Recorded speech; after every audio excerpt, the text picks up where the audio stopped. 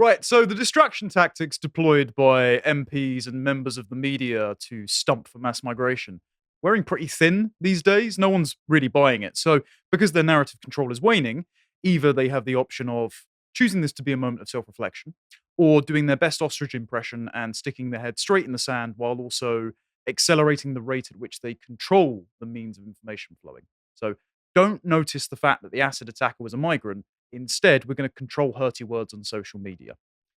Definitely the same tactics as happened after the David Amos stabbing, but we'll get into all of that. Before we do, we'd like to announce that Calvin Robinson has joined the Lotus Eaters. Very glad that my friend has come aboard. He'll be doing a Thursday afternoon show now. He'll be doing Calvin's Common Sense Crusade with us behind the paywall. And if you aren't already a paying member over at lotuseaters.com, you can sign up for as little as £5 a month to get all of our exclusive content. Or if you fancy upgrading or joining as a gold tier member, this is for existing subscribers too, we're currently running a code, 50% off gold tier subscriptions. The code is Crusade, and the incentive to be a gold tier member, you can send video comments in to Calvin Robinson to get his fatherly advice at the end of his show.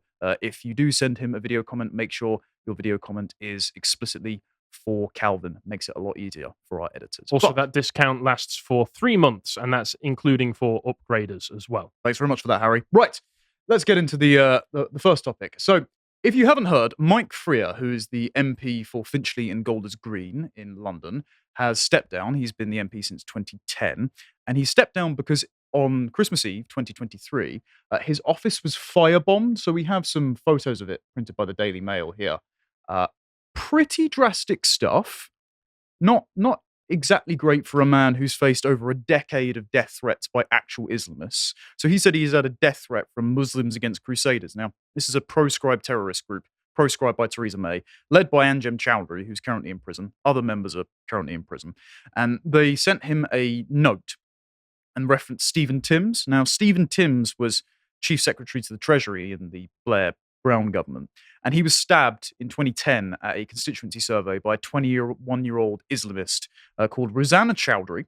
And then when he did another surgery following receiving that death threat, members of Muslims Against Crusaders showed up to the mosque and he had to be escorted out by security. So targeted by those guys, also targeted by Ali Harbi Ali, the guy who stabbed David Amos to death and stalked Freer and also Michael Gove. He showed up at Finchley armed, but it turns out that week, Mike had been appointed as a cabinet minister by Boris Johnson and just happened to not be at his constituency office. So he could have actually been the man stabbed instead. So, hi folks, sorry to interrupt the video, but I just want to direct your attention to the aesthetics range of merch that we have on the store. These are beautiful images that I think work really well as posters or mugs. So if you want to support us, going over to the merch store at shop.lotuseaters.com is easily the best way other than signing up on the website. So all of this going on, even after David Amos has been killed, all of this because of a seeming Islamic extremist population in the area. Freer does note that he is a gay married man and also has taken a very pro-Israel stance since October the 7th because Golders Green is a heavily Jewish area of London. So he decided to blame emails and social media instead in his exclusive interview. Yeah, we covered a bit of this on Monday, and Callum, you couldn't help but chuckle at the emails part of that because, I mean, what are people still using like live chat or whatever it was back on Hotmail back in the day? They send emails to their MPs. And so he's saying this is the mechanism by which people... An email jumped out with a knife. Aha! Well, yeah, an email clearly firebombed your constituency office. I'm just going to play a couple of clips of his interviews as he's done the rounds, because this was mentioned earlier in the week. It's such a boomer thing, though, isn't it? No, it's the social media and it's the emails, those damn emails. It's not a boomer thing. It's a directed party line thing from the top to obfuscate from the fact that they have imported this problem and they don't want to admit to it because they're all taking the same line on multiple issues over the course of multiple years. And so this is what they don't want to talk about. It's a problem of their own creation. But I'll just play him talking about this. When it comes to the attacks that you've faced, do we take Islamist threats seriously enough, do you think? Well, I don't think it's just Islamist threats. I don't want to tar a whole community because my local mosque, my North Finchley Mosque, were amazing. They were horrified by what had happened. And that's not a reflection on my local community. But we do have a problem where people And I think my personal view is this is where social media has a lot to blame, because people get their news from social media, then it's kind of unfiltered. And if it's on social media, it must be true. But the social media companies really don't do enough to take harmful content off, or when you complain about something that's on there, basically either you don't get an answer to your complaint or nothing happens. And so I think there's two parts. One is social media with content that allows people to be indoctrinated. And I think, and beyond that, slightly broader problem we have is, we do need to do far more to ensure that people in the UK sign up to our British values. I'm a gay man. That's not that was one of the reasons why Muslim Youth Crusades also came after me, being pro-Israel and gay in a mosque. That's a whole different story. But it's like, I don't need you to like me. I don't need you to accept me, but I do need to understand that this is Britain and these are our values. And if you don't like it, well, that's going to be your problem. I don't expect you to come after me.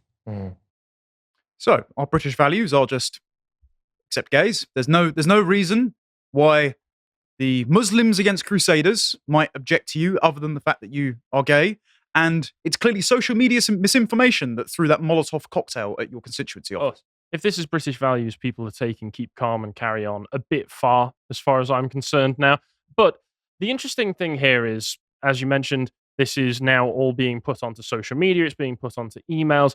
Clearly, the tactic that they're taking is that fantastic. I'm so glad that this happened, because now we have more excuse to go harder with the online harms bill, to censor more. We know that when they start to implement these laws, they don't actually target Islamist groups.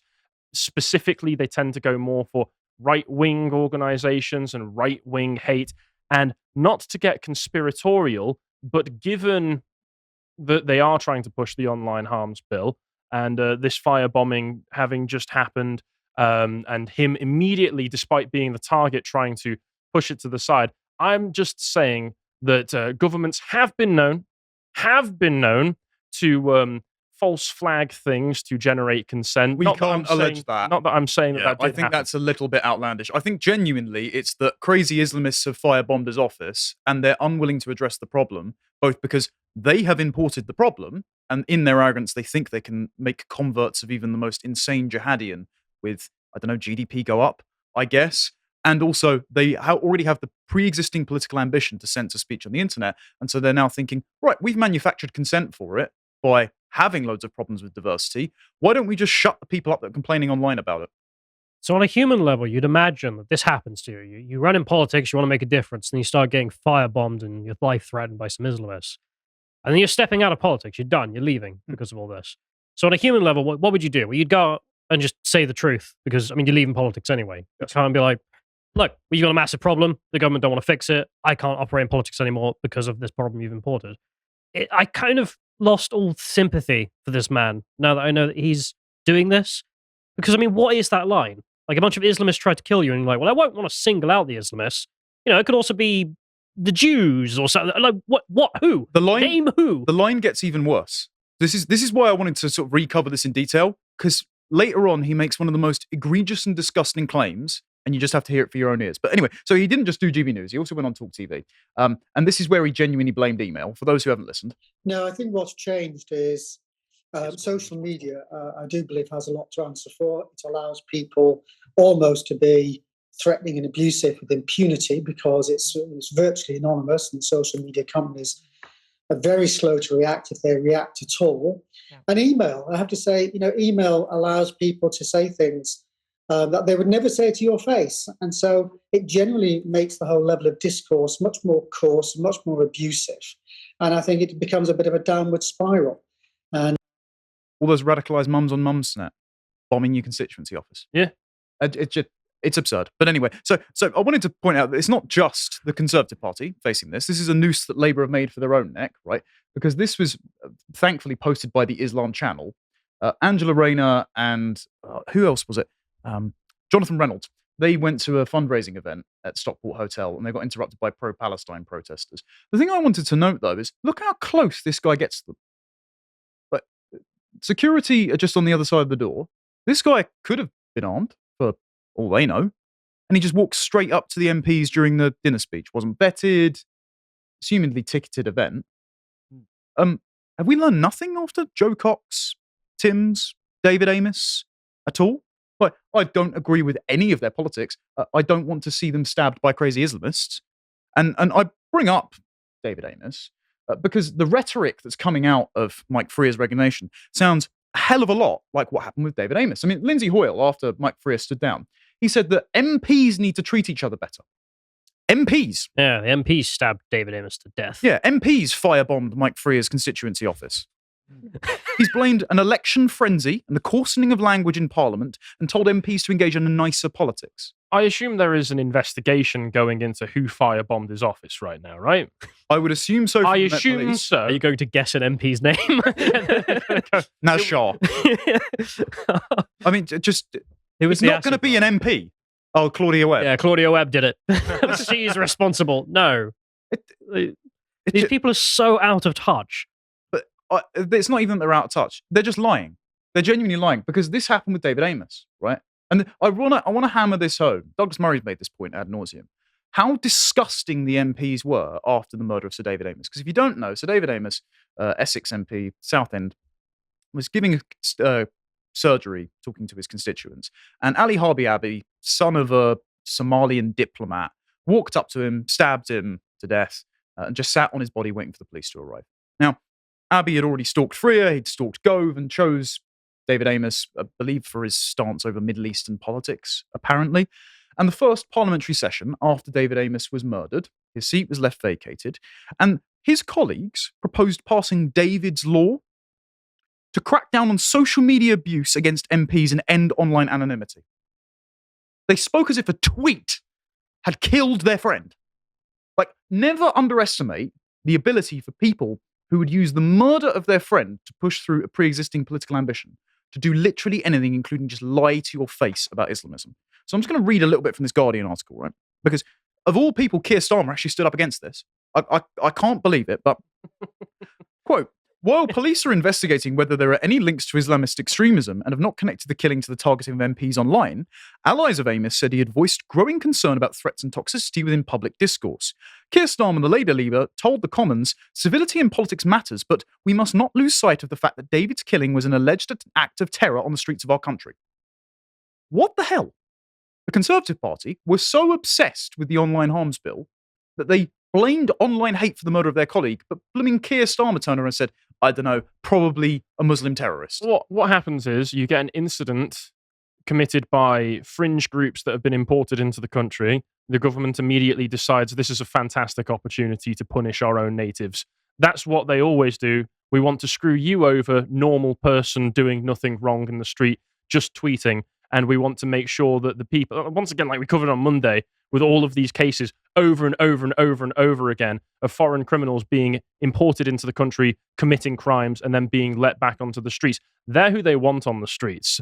And Keir Starmer, I can only assume here, I don't take anything that man says without a hefty dose of salt. So I can only assume that this was when he was deciding that he was going to start positioning himself as a sensible centrist moderate for his Labour campaign, which started around this time. Yeah, reminder, when Keir Starmer was a lawyer, he did work on behalf of Hizb ut-Tahrir, who were the ones that were calling for jihad on the October the 7th, post-October the 7th protests, who have now been a prescribed terrorist group. But the only difference, if Keir Starmer gets in from the regime that we live under at the moment, is Keir Starmer will actually have the balls to just go full authoritarian nakedly, I would imagine, as opposed to the Conservatives who want to do it piecemeal and surreptitiously. Yeah, well, I have to call out Mark Francois here, because I like what he's done with Brexit and pushing for the Rwanda bill. But Francois was the spearhead on this. So Francois used to lead the European Research Group. And he said David Amos is one of his closest friends. And he told the Commons he was minded to drag Mark Zuckerberg and Jack Dorsey to the bar of the House, if necessary kicking and screaming, so they can look us all in the eye and account for their actions, or rather their inactions that make them even richer than they already are. You, Jack Dorsey, that's right, you stabbed David Amos, didn't you? We're going to take you to court. This is what I mean. It's like, they're just lying. They're lying, and they're refusing to talk about the fact that they have manufactured consent for this by importing crazy Islamists. It's a narco-tyranny in action, as we've spoke about so many times. So Francois said, let's put, if I may be so presumptuous, David's law on the statute book, the essence of which would be that while people in public life must remain open to legitimate criticism, they can no longer be vilified or their families subject to the most horrendous abuse, especially from people who can hide behind a cloak of anonymity with the convenience of the social media companies who profit. End online anonymity because a non-anonymous Islamist stabber killed a friend of yours. Right. All cowards, and especially Mike Freer is a coward, right? Because in the same interview, right, with Julia Hartley-Brewer, so he was interviewed by Nick Dubois, who was also stabbed as an MP, and he said multiculturalism failed. But when he was talking to Julia Hartley-Brewer, he said, and I quote, "We cannot possibly know Ali Harbi Abi's motivation for murdering David Amos." Just going to play it. All right. Muslim Youth Crusades made a very, very unsubtle threat to come and stab me at a surgery I was hosting in one of my mosques, because I've always been accessible. I've always done surgeries out and about in the community because I think that's part of the job. But they were very unsubtle about saying, let Stephen Timms be a reminder to you. The Labour MP who was mosques. stabbed in his constituency office and thankfully survived. Yes. And they then came back at the next mosque surgery I had after that. Then was to demonstrate because I had some police outside. And then if you look at Ali Harbi Ali, again, we're not quite sure what his motivation was, but it seems to be something to do with Syria or David Amos and I's views on the Middle East. And so what happens is it just seems to be, people just seem to be able to online get a lot of information that is never checked. They just, swallow whatever they're fed by social media. And so they just can go stabbing. very quickly become, take a very hardline view and then fixate on someone that has a different view. He's definitely been coached for this interview with a note sheet that in front of him. Well, no. There will be one piece of coaching that he will receive, which is online. Make sure that you always point this back to online activity rather than what the government is responsible for with importing criminals. And vague assimilation to British values, but talk about it as in, we support Israel and I'm a gay man, not that we have a Christian foundation to the country and it's incompatible with Islam. What's he getting in exchange, though? Because that's what I don't get. Like, with the guys who are lying about David Amos, they're still in politics. They've got to lie. I can recognize that. But with a man who's leaving politics, what's he leaving to? A job in an NGO afterwards. Because if you criticize, that's enough, is it? That's all it takes to buy these people. Yeah, because the payout's massive, mate. It's like 6 or 7 figures. I don't even think you'd need that much for these people. Yeah, but of course they're going to do that. Like, not being funny. So watch what he does afterwards. Genuinely, and I'm would have, as you said already, the utmost sympathy for him for the death threats and the firebombings and like, if you didn't just lie about the murder of your colleague. Like, if one of you lads was stabbed, I wouldn't use your deaths to push my own political agenda. I just think it's frankly evil on a human level, and we shouldn't be surprised. Because please do, like, stand on my corpse and say, deport them, deport them. Oh no, you would have agreed with that though. Yeah, exactly. And this is the line also being taken by the Clapham acid attack, as was already mentioned earlier in the week. I mean, Gillian Keegan turning around and saying that this is not really about asylum. He's a sex offender who lied about his Christian conversion and got accepted on the 3rd application and then threw acid at a woman and her toddlers. If he wasn't here, he would not have done it. So of course it's about asylum. But you're lying, and you're smiling while you're lying, because you know that your record on migration is indefensible. So you're just deflecting. Not the only one as well. Caroline Noakes and Belle Ribeiro Addy on Newsnight turned around and said, well, it's actually improper to discuss the acid attackers' migration status. Instead, we need to talk about misogyny and microaggressions against MPs online. Using an acid attack against a woman and children to talk about mean words over the internet sent to you. Peak luxury belief, but all right. Well, all the people in charge are narcissists. Oh yeah, Caroline Noakes. So of course, all they want is for it to be about their victimhood, their struggles that they go through, not the actual people who've died. I once watched a Caroline Noakes interview with Nick Dubois actually on Talk Radio. So sorry, ages ago. Yeah, because it was when I was meant to be doing it, and she was right before me. And so I just tweeted out my disagreement with her because she was talking about migration, she was just smoothing over things, and then 50-50 Parliament. And I didn't even at her, and she went and searched for her own name on Twitter to go and reply to me. So when you're saying these people are narcissists, yeah, they cannot abhor any criticism of their position. They just call it abuse. This was one of the most egregious ones as well. Some barrister went on GB News and said, Abdul Zaidi's immigration status has nothing to do with acid attacks. And in this, he talks about Andrew Tate. He blames Andrew Tate for the acid attack. You're just lying. You're all just the most insidious, disgusting liars. I mean, I ended up ratioing this. We can just scroll down. Yeah. If you've been removed from the country, would this have happened? No. You know the answer to it, so I can only presume you're lying to advance an agenda on behalf of criminal foreigners at the expense of the safety of women and children. I mean, that's all you can assume. And to be fair, from the information that I could deduce from what was being reported, it seems that were it not for Afghan asylum, the women and the children wouldn't have been in this country either. So the entire event wouldn't happen. The entire situation was completely avoidable if we didn't open ourselves up to it. Yeah, but have you considered, Harry, that this is just an inevitability? So this is the logic of these people, right? This is the reason they're lying. Okay, Matthew Stadland, who's a Labour Party activist, so he'll be influencing the next government. And he said, we should be absolutely clear. Male violence against women isn't limited to some asylum seekers. It is endemic in British society. Ah, yes, those Andrew Tate emails happening again.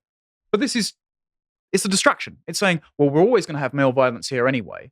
And so the mass influx of rapey foreigners from overseas is always going to happen. So we don't need to reject it. It's not an option to keep women and girls safe. Actually, it's just something we need to effectively micromanage. I mean, when people like Matthew lie about this, they do understand that public figures are available of crime statistics going back to the Victorian era and even prior to that, right? Did you see my exchange with Albie about this? No, I didn't. Albie brought up an obscure article that said for a couple of years, there were a couple of acid attacks in Victorian London, therefore it's a British pastime. I'm not joking. Yeah, I guess case closed. Yeah. Never mind the fact that we're now the acid attack capital of the world since the last 2 years, where we've brought loads of people over from the countries that commit honour-based acid attacks. I mean, similarly, there was this guy called Jack the Ripper in Victorian England. So therefore... machete attacks are a British pastime. There you go. Makes sense. The knifing in London, well, that's just what the British have always been up to, isn't it? Case closed, boys. So I ranted about this for European Conservative. If you want to read more on the David Amos stuff, go ahead, it's there. But I wanted to draw your attention just on the last part to Rishi Sunak. Now, Rishi Sunak, this rock goes to the top level, did an interview with Piers Morgan about 2 days ago. This is the one where he almost accidentally committed a breach of the Commons because he made Piers Morgan a bet for £1,000 that there would be flights to Rwanda take off. And they were like, technically that's bribery. You can't really do that.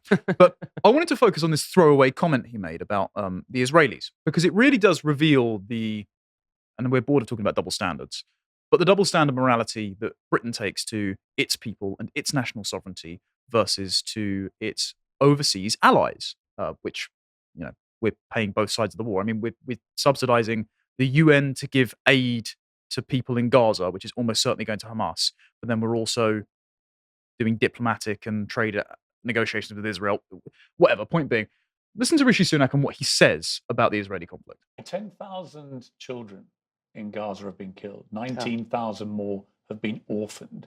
65% or so of Gaza has been flattened. I mean, what is going on is devastating.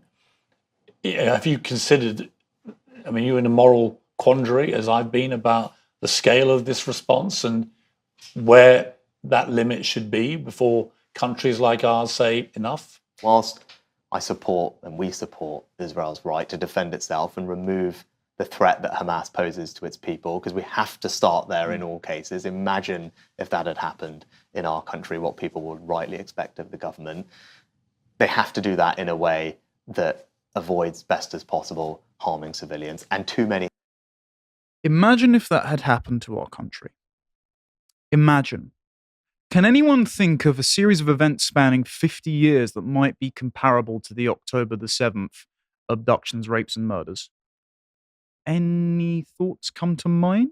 Well, my first thought was the grooming gangs. It has happened to thousands of girls across English cities. For how many years? 0 police officers have been accountable. Most of the perpetrators still haven't seen long prison sentences or any prosecutions at all. We've still got reports coming out about it, like this report into the Rochdale one, 173-page report. Case review of 111 children, found 74 children were being sexually exploited. 48 cases, there were serious failures in safeguarding. Apparently, 96 men have been identified as probable perpetrators, and they're still free. Didn't Carl say that half of those who'd been sent to prison because of Rochdale, they've been released early. I don't know the exact statistics. I mean, we that have was done. that was on Monday when Carl was thoroughly blackpilling me. Yeah, half of them who were even sent to prison are now out. Yeah, we have done an extensive grooming gang timeline on the website. Both you, Callum, and Carl went through this, so this is a really good resource. Again, behind the paywall. If you can just get the last link up, please, John, because there should be a tweet there. The point that I'm making is that it's okay for collective punishment to be dished out overseas when Israeli and other foreign nationals that were there at the time, men, women, and children, are abducted, raped, abused, murdered, paraded through the streets. But when it's our own, no, you're not allowed to do anything about it. You will actually be told that you're a racist if you notice that these are race and religious based grooming. You'll be told that it's just online hate, which is firebombing the constituencies of MPs and stabbing them by their own colleagues. And you'll be told not to notice the fact that this is an option, that this was imported, that we don't need sex offending acid attackers walking the streets of London. Actually, this is something that the politicians have done and are now using as a pretext to censor you if you complain about it. And so I'm going to finish on this tweet by Raw Egg Nationalist. Now, the Labour Party are getting harassed because they're not sufficiently pro-Palestine, as we saw earlier. This is the Rochdale by-election candidate, Rochdale, where the grooming gangs happened, the man who got his endorsement delivered in Urdu. And these are a series of men sitting in a curry house chanting at him, "Free Palestine," because the Labour Party hasn't committed unilaterally to Palestinian victory. And Raw Egg Nationalist has just tweeted, "If you want a vision of the future of British politics, picture a group of South Asian men shouting insults at each other across a table in a brightly lit curry house forever. And if I might add, if you so much as send an email or a tweet about that, you'll be the one arrested because they just don't want you to talk about it." If you appreciated that segment from the podcast of the Lotus Eaters, you can go to lotuseaters.com to get access to all the premium contents on the site, such as the Contemplation series, this episode on Freud and psychoanalysis. If you'd like to find out what else is being put out, you can follow it on Twitter at lotuseaters_com on Twitter. Thank you and goodbye.